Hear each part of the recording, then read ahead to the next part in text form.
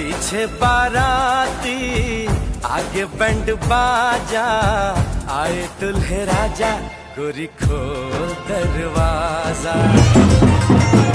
আসসালামু আলাইকুম হে এভরিওয়ান, কেমন আছো তোমরা? আমি রুবিয়া তোমাদের জন্য বিয়ে বাড়ি ব্লগ পার্ট 3 ভিডিও এনেছি। আমরা সবাই মিলে আজকে যাচ্ছিলাম বরযাত্রী। জানালার ধারে বসে সুন্দর ভিউ দেখতে দেখতে যাচ্ছিলাম। অবশেষে 7 সমুদ্র পার করে আমরা পৌঁছে গেছি।